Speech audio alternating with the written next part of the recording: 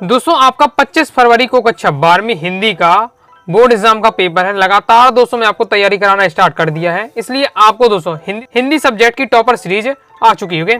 क्रम से दोस्तों मैं आपको तैयारी कराते जा रहा हूं, इसलिए मैंने आपको पहले ही काव्यखंड के अति महत्वपूर्ण क्वेश्चन आंसर, काव्यखंड के अति महत्वपूर्ण प्रश्न तैयार करा दिए। दोस्तों आज की इस वीडियो में हम पद्य साहित्य का इतिहास टॉपिक के अति महत्वपूर्ण प्रश्न उत्तर देखने वाले हैं। बहुत ज्यादा ये महत्वपूर्ण टॉपिक भी है क्योंकि वो बहुत ज्यादा विद्यार्थियों से 90% विद्यार्थी इस टॉपिक से अपरिचित से रहते हुए उन्हें इस टॉपिक से डर लगता है, लेकिन अब आपको चिंता की कोई बात नहीं है, टेंशन नहीं लेने का अपुन है ना, क्योंकि अब मैं आपको सभी इस टॉपिक के एकदम सिलेक्टेड क्वेश्चन आपको बता दूंगा। ज्यादा क्वेश्चन नहीं, 10 से 15 क्वेश्चन बताऊंगा और बस दो लाइन आपको हर क्वेश्चन में आपको तैयार कर लेना है। आपका यहाँ से कंप्लीट हो जाएगा। इस वीडियो को देखने के बाद पद्य साहित्य के इतिहास के क्वेश्चन आंसर आपके क्या है कंप्लीट हो जाएंगे। तो विकल्प बहुत मिलेंगे मार्ग भटकाने के लिए, क्योंकि विकल्प बहुत मिलेंगे मार्ग भटकाने के लिए, यानी बहुत सारे आपको क्या है फेक पेपर भी मिलेंगे, ओके, जिससे जो कहेंगे कि आप क्या है बस इतना 10-15 क्वेश्चन पढ़ लीजिए काम हो जाएगा।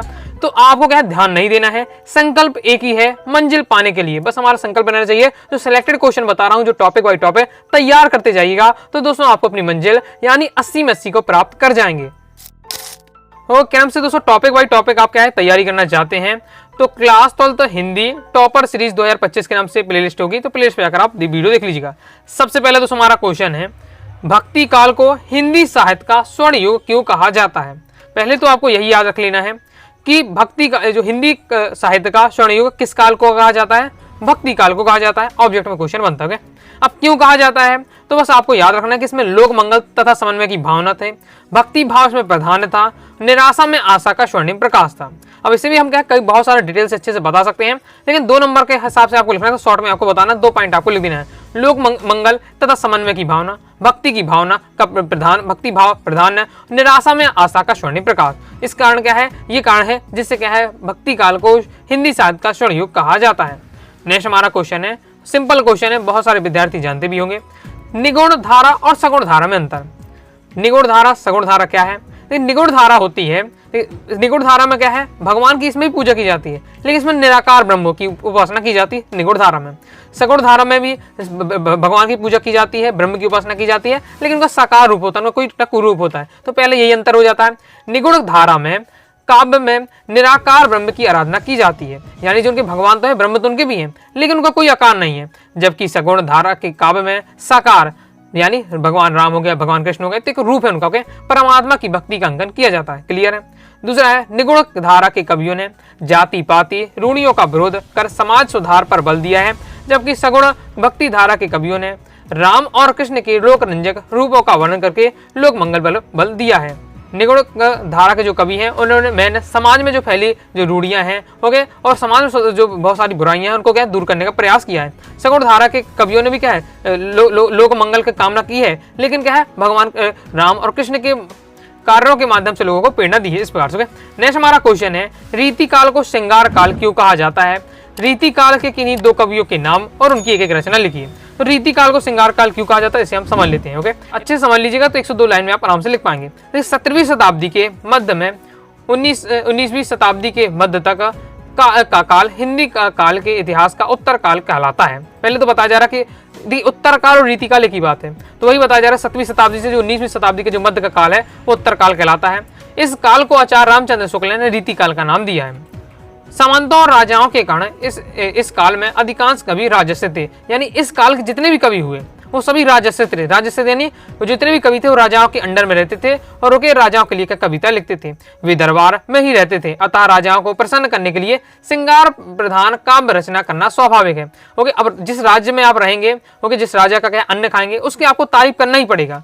तो वही यहाँ बताया जा रहा है कि उन्हें क्या राजा की तारीफ करनी पड़ती थी, ओके, राजा को प्रसन्न रखने के लिए, इसलिए इसमें क्या श्रृंगार रस की सबसे ज्यादा प्रयोग किया। तो इस काल में क्या जो इस काल की जो रचनाओं में क्या श्रृंगार रस की प्रधानता थी। इस अतः मिश्र बंधुओं ने क्या है श्रृंगार काल कहा है। तो रीति काल को श्रृंगार काल किसने कहा है, मिश्र बंधुओं ने कहा। क्यों कहा है, क्योंकि इस काल की रचनाओं में श्रृंगार रस की प्रधानता है। अब 2 लाइन में से आपको लिखना है, तो आपको सीधे बता देना है कि 17वीं से 19वीं शताब्दी का मध्य उत्तर काल और रीति कहलाता है। आचार्य रामचंद्र शुक्ल ने इसे रीति काल कहा है और इस काल में मुख्यतः श्रृंगार रस की प्रधानता थी, अतः मिश्र बंधुओं ने इसे क्या श्रृंगार काल कहा है। ज्यादा दिक्कत हो रही है तो सीधे बता दीजिएगा। इस काल में क्या है, रचनाओं में श्रृंगार रस की प्रधानता थी, इसलिए मिश्र बंधुओं ने श्रृंगार काल है, सिंपल है, श्रृंगार काल कहा है।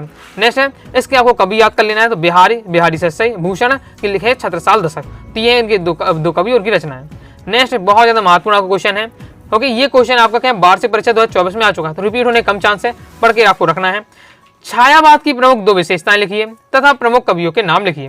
छायावाद की विशेषता, उनके कवि आपको बताना है। साथ ही यहाँ क्या है आपकी परीक्षा में क्या परिभाषा भी पूछी गई है, तो एक लाइन में आपको परिभाषा याद करनी है। छायावाद की अगर परिभाषा पूछी जाए तो स्थूल के प्रति सूक्ष्म का विद्रोह छायावाद है। स्थूल के प्रति सूक्ष्म का विद्रोह छायावाद है। ओके, एमपी बोर्ड के आपके ऑफिशियल सॉल्यूशन ही से ये मैंने लाइन ली हुई है। अगर आधा लाइन देता 2-3 लाइन की हुई है, लेकिन ये आपका इतना दिया हुआ तो इतना परफेक्ट है, पढ़ लीजिएगा।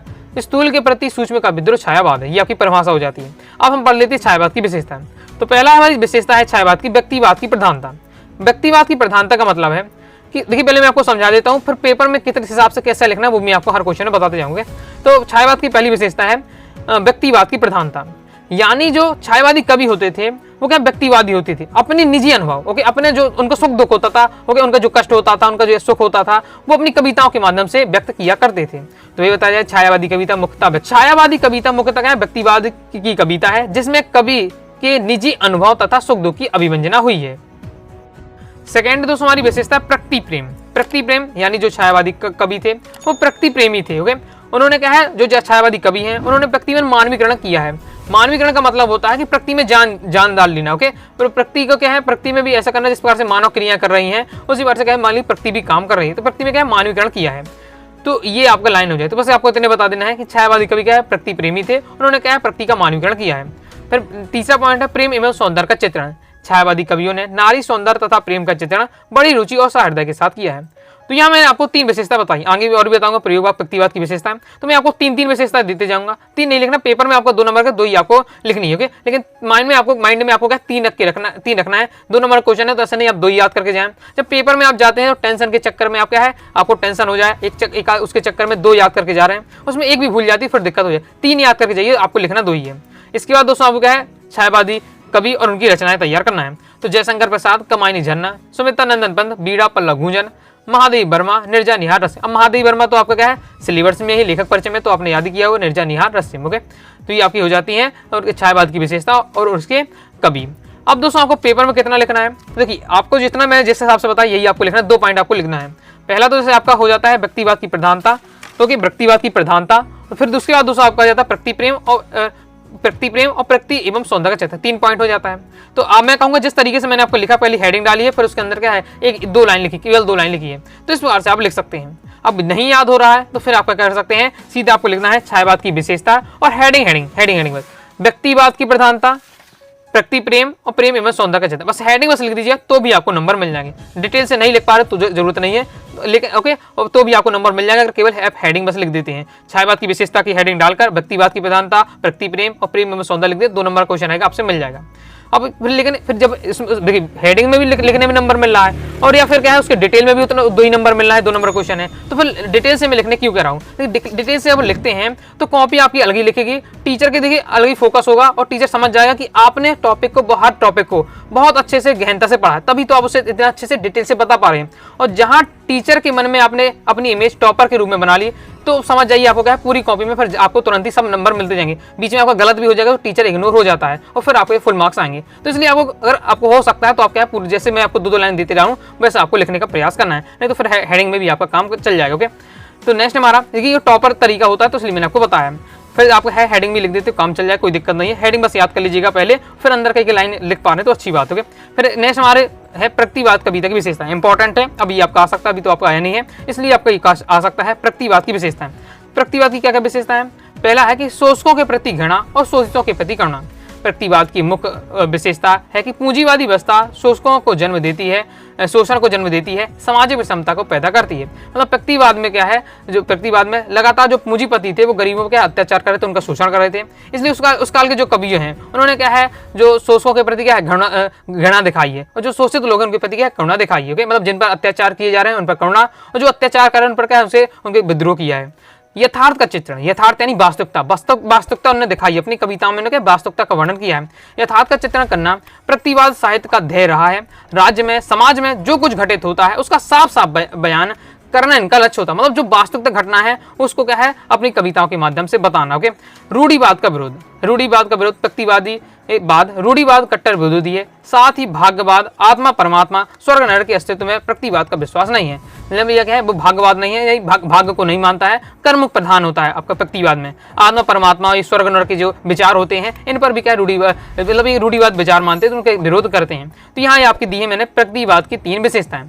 ओके, इसमें भी आपको है हेडिंग, सबसे पहले हेडिंग आपको याद कर लेना है, याद जैसी आपका हो जाए कॉपी में आप बिना देखे लिखकर प्रयास करिएगा, ऐसे आपको करना है, नहीं तो बार बार भूल भी जा सकते हैं आप। ओके, जब नए नए फर्स्ट टाइम पढ़ेंगे तो आपको भूल जाएगा बार बार। ओके, तो आपको करना है याद कर लेना है हेडिंग पहले। ओके, पहले तो आप अंदर के मटेरियल मत पढ़िएगा, सीधे आपको हेडिंग याद करना है और कॉपी में लिख कर देखिए। और जब हेडिंग अच्छे से याद हो जाए तो फिर आप एक बार पढ़ के देख लीजिएगा। ओके, तो हेडिंग अगर याद होगी तो नंबर तो आपके यहाँ से फिक्स हो जाएंगे। फिर आप हो गया है इसकी भी कवि और रचना तैयार कर लेना है, क्योंकि पेपर में फिर इसी बार से क्वेश्चन आ जाता है प्रकृतिवादी कविता की विशेषता और उनके क्या है कवि लिखिए। तो इस बार कई बार तो क्या विशेषता ना आए, हो सकता है केवल और केवल आपके कवि और उनकी रचना पूछ लिया है, कुछ पेपर में क्वेश्चन आए प्रकृतिवाद के प्रमुख कवि उनकी रचना लिखिए, विशेषता आई ना, ये सब भी हो सकता है। इसलिए आपको क्या है हर के कवि भी और रचनाएं भी तैयार करना जरूरी है। रामधारी सिंह प्रकृतिवादी कवि कौन कौन से, रामधारी सिंह दिनकर, कुरुक्षेत्र रेणुका रश्मिरथी उनकी रचनाएं हैं, नागार्जुन की युगधारा सतरंग, शिवमंगल सिंह प्रलय सृजन धरती की बरात, दो आपको है तैयार करके रखिए, दो कवि और उनकी रचनाएं। नेक्स्ट हमारा रहने वाला है प्रयोगवाद की विशेषताएं। एमपी एग्जाम 2024 में आपका क्वेश्चन आ चुका है, इसमें पूछा गया था कि प्रयोगवाद के प्रवर्तक कवि कौन है, वो पूछा गया था और उसकी विशेषताएं पूछी गई थी। तो देख सकते हैं प्रयोगवाद के प्रवर्तक कवि सच्चिदानंद हीरानंद वात्सल्य अज्ञेय है। प्रयोगवाद की विशेषता हम देख लेते हैं। प्रयोगवाद कविता पर मार्क्सवादी परिलक्षित है। दूसरा है इस काम में सजग एवं गहरी पीड़ा का बोध है। प्रयोगवादी कविता भावुकता के स्थान पर बौद्धिकता पर विशेष बल देती है। 3 विशेषताएं दी हुई है, 2 आपको तैयार कर लेना है। अब इसमें भी आपको तय करना है प्रयोगवाद के प्रमुख कवि और उनकी रचनाएं। तो प्रयोगवाद के प्रमुख कवि में पहला है गजानंद माधव मुक्तिबोध, चांद का मुंह टेढ़ा एक। ओके, तो इसकी रचना क्या हो जाएगी, चांद का मुंह टेढ़ा हो जाएगा और एक साहित्यिक हो जाएगा। ओके, आपकी एक साहित्यिक की डायरी होगा। ओके, आगे देख लेते हैं। आगे का भी है धरवी भारती, अंधा युग कनुप्रिया, अंगे आंगन के पार द्वार और बाबरा अहेरी। कंप्लीट हो जाता है। आगे देख लेते हैं। आगे बढ़ने से बताना चाहूंगा, प्रॉपर तैयारी करना चाहते हैं, पूरा पीडीएफ मटेरियल प्राप्त करना चाहते हैं हर टॉपिक का, मतलब एमपी बोर्ड का वो सिलेबस तो पता ही है, पूरा एमपी बोर्ड का सिलेबस आपको चाहे ग्रामर वाला बुक इंपॉर्टेंट हो, सब आपको क्या है हिंदी कोर्स में मिल जाएगा। तो आप हिंदी कोर्स को ज्वाइन कर सकते हैं प्रॉपर तैयारी के लिए। यह जो कोर्स दोस्तों आपका 249 रुपए का था, इसमें 50 रुपए ऑफ कर दिया है, अब मात्र केवल 199 रुपए में पूरा कोर्स दिया जा रहा है। ओके, 90 39 53 40 79 इस दिए व्हाट्सएप और मैसेज करके आप क्या है कोर्स वाली जानकारी लेकर कोर्स को ज्वाइन कर लीजिएगा। पीडीएफ मटेरियल रहेगा, रिकॉर्डेड वीडियो भी रहेंगी। ओके, प्रॉपर रहेगा, सिस्टमेटिक रहेगा, कम समय आप अच्छी तैयारी कर पाएंगे। नेक्स्ट हमारा क्वेश्चन है नई कविता की विशेषताएं लिखिए। नई कविता की विशेषताएं ये भी आपको तैयार करके रखना है। तो देख लेते हैं। पहला है लघु मानवतावाद की प्रतिष्ठा। नई कविता के केंद्र में मानवतावाद जो प्रतिष्ठा है, ही साथ ही लघु मानवतावाद के प्रति क्या अधिक सहानुभूति है। दूसरा बिंब योजना की अधिकता। इस नई कविता में मूर्तिमत्ता या बिंब योजना जितनी अधिक मिलती है उतनी पूर्व की कविता में नहीं मिलती है। अब बिंब वाला वही है आपका, बिंब वाला जो टॉपिक मैंने आपको ग्रामर में है पढ़ाया है वही बिंब वाला है। तो ये नई कविता में बिंब का बहुत ज्यादा प्रयोग किया गया है। और पिछली जो आपकी जैसे भारतेंदु आया, फिर द्विवेदी आया, प्रकृतिवाद, छायावाद, प्रकृतिवाद, प्रयोगवाद, ये सब आपके आए हैं, योग आए हैं। उन युग की अपेक्षा नई कविता के युग है जो उसमें क्या है ज्यादा नई युग है, उसमें क्या है बिंबों का ज्यादा प्रयोग किया गया है। क्षण का महत्व। नई कविता में क्षणवाद का विशेष महत्व है। नई कविता के लेखकों का विश्वास है कि विशिष्ट क्षण का महत्व बहुत सारे सामान्य क्षणों से अधिक होता है। यानी क्या है एक एक समय की क्या है कीमत, इससे आप समझ सकते हैं। तो ये आपकी 3 यहाँ आपका दिया हुआ है विशेषताएं, कोई भी 2 आपको तैयार कर लेना है। और सबसे पहले आपको है हेडिंग माइंड में आपको होनी चाहिए, हेडिंग है आपका काम हो जाएगा। ओके, इसके बाद नई कविता के कवि और उनकी क्या है उनकी रचनाएं। तो दुष्यंत कुमार साय में धूप, एक कंठ बिस्पाई, नरेश मेहता सराय की एक रात, भवानी प्रसाद मित्र गीत परोस। तो ये उनके रहे आपके दिए हुए हैं नई कविता के कवि और उनकी रचनाएं।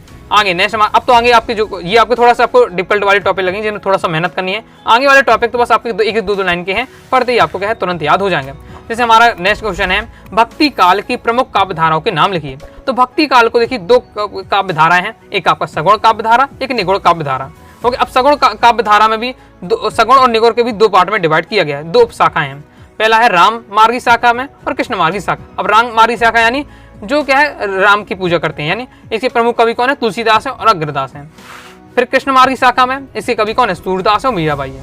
फिर निगुण की बात करते हैं हम निगुण काव्य धारा में, तो इसमें भी 2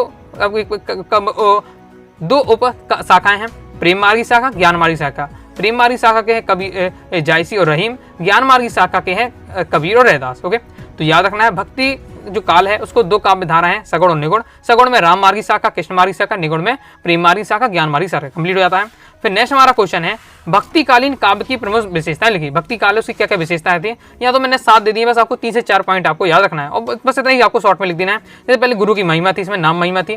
भक्ति तथा प्रेम पर बल दिया जाता था। पवित्र आचरण पर बल था। राजसिद्ध नहीं थे। अब कौन राजसिद्ध नहीं थे, लिख दी कवि राजसिद्ध नहीं है। ओके, रीतिकाल में हमने देखा कि जो कवि होते थे राजसिद्ध होते थे। राजसिद्ध नहीं, राजा के अंडर में रहकर क्या कविताएं लिखते थे कवि। जबकि भक्ति कालीन में राजसिद्ध नहीं थे। जैसे आपके तुलसीदास है, सूरदास है, तो ये अपने मन मस्ती में अपने घूम घाम के कविताएं लिखते थे। ओके, मतलब कहीं राजा के अंडर में नहीं थे। ओके, जैसे प्रबंध एवं मुक्त काव्य, रस योजना, ये सब आपकी दी है भक्तिकालीन जो काव्य उसकी विशेषताएं। तैयार करिए, 3 से 4 पॉइंट बस आपको याद रखना है, बिल्कुल शॉर्ट में दिया हुआ है। नेक्स्ट रीतिकाल की प्रमुख विशेषताएं लिखिए। तो रीतिकाल की भी विशेषता आपकी ये दी हुई है, बस 2 से 3 पॉइंट आपको याद रखना है। पहला तो यहाँ है आपका सबसे ज्यादा महत्वपूर्ण कि जो रीतिकाल के कवि थे राजसिद्ध थे, यानी राजाओं के अंडर में रहकर कविता करते थे। अब यहाँ और जब राजाओं के अंडर में रहकर उन्हें कविता करने पड़ती थी तो राजाओं की तारीफ बगैर करना पड़ती थी। तो यहाँ तारीफ करना है तो 2 मैंने यहाँ रस होंगे, एक सिंगारस और बीरस। तो सिंगारस की प्रधानता थी और बीरस पर था। ओके, चाहे राजा जैसा भी हो, लेकिन उसकी क्या झूठी झूठी उसको तारीफ भी करनी हो, चाहे राजा जैसा भी हो। तो ये सब था। सिंगारस की प्रधानता थी, बीरस की परख था, कला पक्ष की प्रधानता थी, ब्रज भाषा का प्रयोग था, ओके, आचार्यत्व की प्रधानता, मुक्त काव्य की रचना थी। तो यहाँ से 2 से 3 पॉइंट आपको पढ़ के रखना है। फिर रहस्यवाद की 2 विशेषताएं। ओके, रहस्यवाद में क्या होता था कि इसमें आत्मा परमात्मा के रहस्यपूर्ण के संबंधों पर अभिव्यक्ति इन कविता में की गई है, यानी आत्मा परमात्मा पर विश्वास करके उसके संबंधों को जानने का प्रयास किया गया है। अज्ञात प्रीतम यानी ईश्वर से मिलने की उत्कंठा रहती थी, यानी जो अज्ञात प्रीतम यानी ईश्वर से प्रेम करते थे। अब ईश्वर ऐसा भी है जिसे हम दिख नहीं रहा, फिर भी उससे प्रेम कर रहे हैं, उससे मिलना चाहते हैं। तो ये सब थी रहस्यवाद की विशेषताएं। नेक्स्ट वीर गाथा काल, ये आदिकाल की 2 विशेषताएं लिखी है। तो वीर गाथा काल आदिकाल एक ही कहा जाता है। ओके, तो इसमें क्या थे, आश्रयदाताओं की प्रशंसा की जाती थी, वही सेम है। इसमें भी क्या है, जो कवि थे वीर गाथा काल में वो भी क्या है राजा के अंडर में रहते थे, तो आश्रयदाताओं की प्रशंसा करनी पड़ती थी। अगर मान ली राजा के घर में रह रहे हैं, ओके, उसी के राजमहल है, उसी का खाना खा रहे हैं, उसी भोजन कर रहे हैं, और उसी की अगर आप तारीफ ना करेंगे तो राजा आपसे यही कहेगा। सेकंड है बीरस की क्या है, सात सिंगारस की प्रधानता। वही है साहब, आपको जो रीतिकाल की विशेषता है वही आपकी क्या है आदिकाल या वीरगाथा काल की विशेषता है। नेक्स्ट हमारा क्वेश्चन है छायावाद और रहस्यवाद में 2 अंतर। ओके, देख लेते हैं। छायावाद में क्या होता था कि इसमें हम अपनी ही आत्मा के दर्शन करते थे, मतलब अपने ऊपर झांका करते थे छायावाद में। रहस्यवाद में क्या ईश्वर की आभा के दर्शन करते थे, ईश्वर पर विश्वास रखते थे। छायावाद में कल्पना और भावना की प्रधानता थी, इसमें चिंतन और ज्ञान और विद्युत की प्रधानता थी। हमें देखिए 80 में 80 स्कोर करना है, तो इसलिए छोटे छोटे क्वेश्चन है, 1-1-2 लाइन की आप देख सकते हैं इनके आंसर है। क्योंकि पढ़वा से लेते हैं तो भी आपके पेपर में आसानी से लिख पाए। तो एक बार मैंने आपको हर प्रकार के क्वेश्चन, मतलब किसी इससे बाहर जा ही ना, इसलिए मैंने हर प्रकार के क्वेश्चन कवर किए हैं, जितने टाइप के बन सकते हैं क्वेश्चन और जितने टाइप के आए हैं, और बहुत पहले क्वेश्चन। ओके, फिर भारतेंदु, लास्ट हमारा क्वेश्चन है भारतेंदु युगीन काव्य की विशेषताएं। ओके, देखिए आपके जो है यहाँ आपका भारतेंदु युग है, फिर उसके बाद द्विवेदी युग आता है, फिर छायावादी, फिर प्रतिवाद, प्रयोगवाद, नई कविता। तो यहाँ आपके साथ सभी के आपको तैयार होने चाहिए। लगभग मैंने सभी की कवर कर दी है, द्विवेदी युग को छोड़कर, उससे भी आप देख लीजिएगा। जैसे द्विवेदी युग में बात करते हैं उसमें भी क्या है आपका खड़ी बोली की प्रधानता थी, उसमें भी राष्ट्रीयता की भावना थी। तो बस इतना ही आपका द्विवेदी युग की है। भारतेंदु युग की हम बात करें तो इसमें भी राष्ट्रीयता की भावना है। इस युग के कवियों ने देश प्रेम की रचनाओं के माध्यम से जनमानस में राष्ट्रीय भावना का बीज रोपण किया है, यानी लोगों के अंदर क्या है राष्ट्रीय भावना प्रेरित की अपनी कविताओं के माध्यम से। सामाजिक चेतना का विकास, इस काल के काव्य में सामाजिक चेतना का काव्य है। इस युग के कवियों ने समाज में व्याप्त अंधविश्वास और सामाजिक रूढ़ियों को दूर करने के लिए कविताएं लिखी है। और प्रमुख कवि कौन है, तो भारतेंदु युग के भारतेंदु हरिश्चंद्र है, प्रेम सरोवर, प्रेम फुलवारी, बद्रीनारायण चौधरी, जीर्ण जनपद, आनंद, अरुणोदय, ये सब उनकी रचना है। तो ये इस प्रकार से हो जाता है। तो इस प्रकार से तो मैंने सभी आपको इंपॉर्टेंट जितने टाइप के बन सकते थे सभी मैंने बता दी। देखिए हैं तो आपके क्या है कई सारे क्वेश्चन, लेकिन सबके शॉर्ट हैं, बस 1-2 लाइन है सबकी आपको माइंड में याद रखनी है। भले ही आपको देखने में बड़ा लग रहा है, लेकिन बस आपको मैंने क्या बताया, हेडिंग बस सबकी आप याद कर लीजिएगा, उतना पेपर में लिख दे तो भी आपको आसानी से नंबर मिल जाएंगे। तो इस प्रकार से दोस्तों मैंने पद्य साहित्य के इतिहास का आपका कंप्लीट हो जाता है। अगर ये अभी सभी आपने क्वेश्चन तैयार कर लिए हैं, नेक्स्ट में आपको वस्तुनिष्ठ कवर करा दूंगा। मैं क्रम से वीडियो देखना चाहते हैं, क्लास 12 हिंदी टॉपर सीरीज 2025 के नाम से प्लेलिस्ट जाकर क्रम से वीडियो देख लीजिएगा। तो वीडियो पसंद आए वीडियो लाइक करके सब्सक्राइब कर दीजिएगा। साथ ही दोस्तों टाइम चैनल व्हाट्सएप चैनल को ज्वाइन कर लीजिएगा। कोई दोस्तों डाउट आता है कारण से आप जरूर पूछिएगा। मिलते हैं नेक्स्ट वीडियो में, तब तक के लिए बाय बाय।